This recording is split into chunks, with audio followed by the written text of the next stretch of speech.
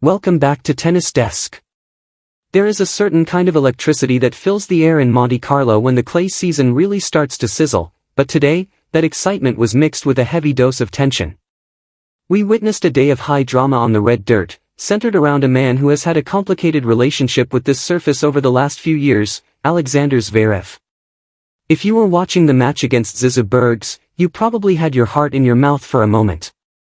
Just as Zverev seemed to find his rhythm, the sight of him limping across court Rainier 3 sent a collective shiver through the tennis world. We've seen this script before, and it usually doesn't end well for the German. But today was different. It wasn't just a story of a scare, it was a story of resilience and a looming collision with the future of the sport. Zverev managed to brush off that mid-match injury concern to secure his spot in the quarterfinals, but the real talking point isn't just his health, it's the person standing across the net from him next. A 19-year-old Brazilian sensation named Joao Fonseca is making waves that are starting to look like a tidal wave, and Zverev knows exactly what's coming his way. Let's talk about that match against Bergs first, because it tells us a lot about where Zverev's head is at. He started like a house on fire, taking the first set 6-2. But then, the drama hit. At just 1-0 in the opening set, Zverev called for the trainer. He needed his right foot retaped, and for a few games, he looked genuinely uncomfortable. For a player who suffered that horrific ankle injury at Roland Garros in 2022, every stumble on clay feels magnified. He even struggled to serve out the match at 5-4 in the second, showing those tiny cracks in the armor we sometimes see when he's under pressure. However, he didn't crumble. He broke back, swept the final 2 games, and walked off the court with a 7-5 second set win. In his post-match comments, Zverev was refreshingly honest. He admitted he's still far from the peak level he showed during the American hardcourt swing, but he's realistic. It's his first clay tournament of the year, and on this surface, perfection is a process. But even as he's working on his own game, he's already casting an eye toward his next opponent. And honestly, you can hear the respect in his voice when he talks about Joao Fonseca. Zverev called him a young upcoming talent and predicted they'll be playing each other a lot more over the next decade. That's high praise from a guy who has been at the top of the mountain for years.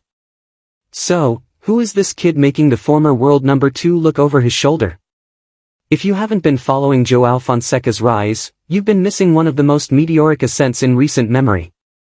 By dismantling Matteo Berrettini 6-3, 6-2, Fonseca didn't just win a match, he made a statement. To beat a former Wimbledon finalist like Berrettini on a stage like Monte Carlo is one thing, but to do it with 94% of your first serve points won in the opening set? That's dominance. He was hitting angles that didn't seem mathematically possible, moving Berrettini around like he was on a string. This run isn't just a fluke. Fonseca is rewriting the history books for Brazilian tennis. He's the first man from Brazil to reach a Masters 1000 quarterfinal since Thomaz Bellucci did it way back in 2011. But even more impressive is the company he's keeping in the record books. He is the youngest player to reach the final 8 in Monte Carlo since 2 guys you might have heard of, Rafael Nadal and Richard Gasquet, did it in 2005. When your name is being mentioned in the same breath as a teenage Rafa on clay, you know you're doing something special. What's truly fascinating about Fonseca is how he stacks up against the modern greats. At 19, he's already picked up 2 ATP titles. He finished his first full season ranked world number 25. To put that in perspective, that's a faster climb than Carlos Alcaraz, Jannik Sinner, or even Roger Federer managed at the same age. He's already won on the clay of Buenos Aires and the indoor hard courts of Basel. He's a multi-surface threat, but there's no denying that the red clay is where his soul feels most at home. With a 61% win rate on this surface, he has that natural South American flair for the long rallies and the tactical grit required to thrive in the dirt. It hasn't all been smooth sailing, though. Coming into 2026, Fonseca was battling a chronic back injury that made his results a bit hit or miss. He had some heartbreaking losses earlier this year, taking Jannik Sinner to 2 tiebreaks at Indian Wells and having set points he couldn't convert. He's also prone to the occasional error fest, when his aggressive style doesn't quite click. But that's the beauty of his game, it's high risk, high reward. And right now, in Monte Carlo, It's all reward.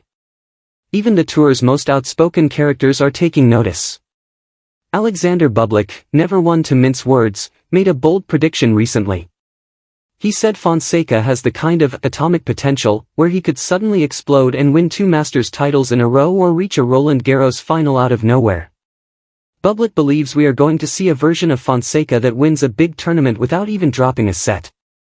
That is a massive amount of pressure to put on a teenager, but Fonseca seems to be thriving on it. After his win over Berrettini, Fonseca was asked about his goals. He didn't give the standard one match at a time cliché. He looked right at the camera and said, "I want more."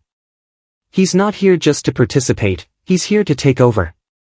He's moved up to number 35 in the live rankings, and a win over Zverev would propel him into a completely different stratosphere of stardom. This upcoming quarterfinal is the classic clash of generations that tennis fans live for. You have Zverev, the established titan with the massive serve and the heavy backhand, trying to prove his body can still handle the rigors of elite claycourt tennis. Then you have Fonseca, the fearless challenger who doesn't care about resumes or rankings. Zverev knows that if he leaves the ball short, Fonseca will punish him. Fonseca knows that if he lets Zverev dictate with that first serve, it's going to be a long afternoon. The big question is whether Fonseca can handle the mental weight of the moment. It's one thing to beat a struggling Berrettini, it's another thing entirely to take down a focused Alexander Zverev on court Rainier 3. But given the way he's been playing, the sharp angles, the 190 km/h forehands, and that unwavering confidence, I wouldn't bet against him making this a fight for the ages. So, what do you think? Is Joao Fonseca the real deal, or is Zverev's experience going to be too much for the teenager to handle? Can Zverev's foot hold up for another grueling battle, or are we witnessing the official passing of the torch in Monte Carlo? I want to hear your thoughts in the comments below. Is Fonseca the next big thing in South American tennis, or are we getting ahead of ourselves? Let's get a discussion going, and as always, don't forget to like and subscribe to Tennis Desk for all the latest updates from the tour. We'll see you at the next match.